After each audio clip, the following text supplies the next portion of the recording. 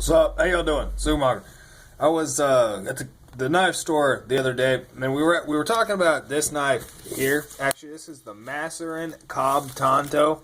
It's a sick ass knife, badass knife, genuine raised skin underneath the cord wrapped handle. You can see the shape, Tonto shape. I just really like this knife. We were going over the specs of it. I'm still not sure the 440 stainless that it's made out of, but I didn't pick this knife up then. I just picked this one up recently. And the reason I bring that up is because the knife I did pick up that day, that I did actually wind up buying that day, is this one here. This is the Boker Field Marshal. And when he brought this out, right, I started laughing.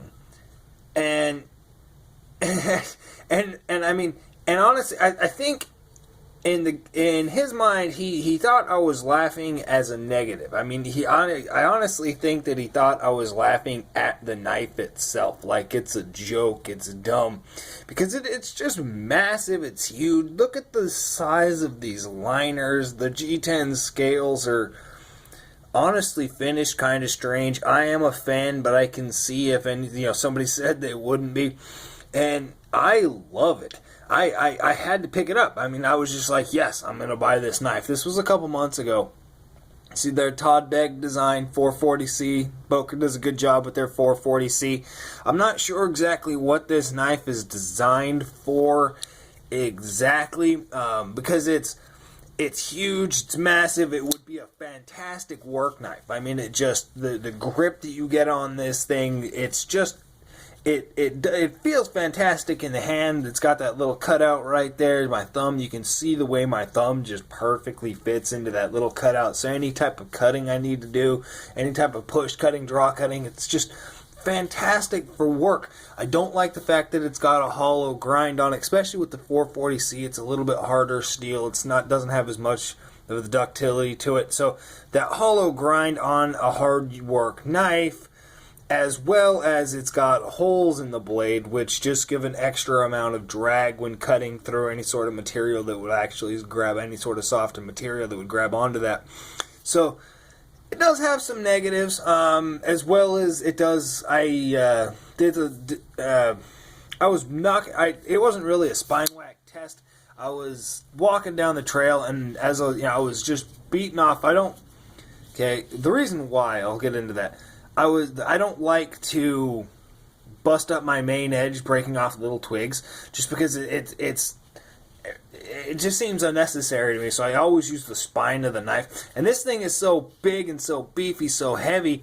I'll give you the specs in a minute. That it actually works really well for field use. It works really well to just chop back wood, chop smaller things. It is just a good working knife. And so I was chopping back some branches. I'm holding it like this, obviously do it safely, knocking back little branches. I hit something a little bit harder, and it did fail on me.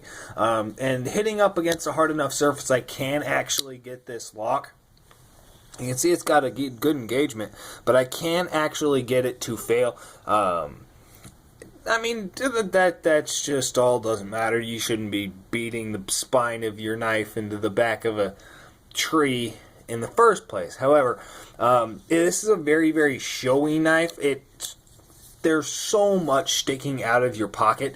I love that. I can see a lot of people probably don't, but you can imagine there's this much of it sticking out of your pocket, because you can see how the pocket clip narrows down really slight there, so your pants only come to like this point here. So you got that much knife literally sticking out of the top of your pocket, plus this pocket clip on the outside of your pocket. Like, that's showy enough. And then you've got the flipper, the knife with the blade with the hole in it. Like, it's a very, very showy knife. Plus, the weight on this, I think it weighs 9.2 ounces. So, I mean, it's almost 10-ounce folder. If I can get it to work. It does have a good action. I really do like the design of this. Big, beefy. I'm normally not the biggest fan of holes in the blade. I'm not the biggest fan generally of this kind of design. However, these are actually functional. They work as a thumb hole. You can you can see I can't, well, here's what it is. I can't actually get my thumb into the second hole here. The second hole here up from the pivot, right? It should be down from the pivot right now, but whatever. I can't get my thumb in there very comfortably to open the blade. So I can actually get it here.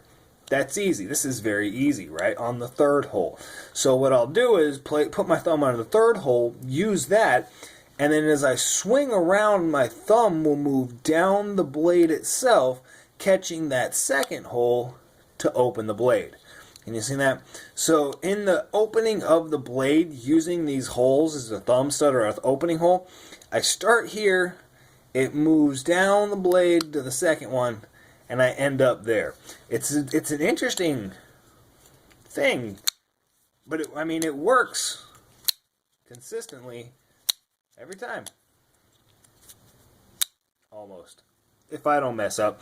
The fit and the finish on this thing is fantastic. The finishing is great. You can see the mating of the actual G10. If I can get it to refocus in here. Come on, there you go. You can see the mating to the G10 to the actual scales. It's done seamlessly all the way around. The jimping / decoration, I call it decoration because that's really what it is. It's all the way around the tang of the blade. It really is just to show off. It's sticking out of your pocket. It's to be seen. It's to be visible. And I just really like it. It's pointless as jimping. It's very rounded. It really doesn't do too much when the actual blade itself is open. You can see that. It doesn't really do too much. I like the pivot. See the detent? Detent's fantastic.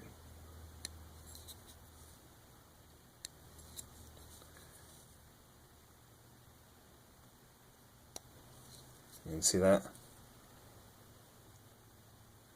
So the construction, the actual fit is fantastic. It's been doing that pretty consistently since I got it out of the box. It did slow a little bit down. I did have to disassemble it, clean it up because I got some crap in it. I dropped it in the mud and it did, the action did slow down massively. So I did have to clean it up. But Boker, field marshal, actually I didn't give you the specs. Blade length 3.78 inches, close length of 5.1 inches, overall is 8.9 inches. The blade thickness is 0.175 or 0.157, excuse me.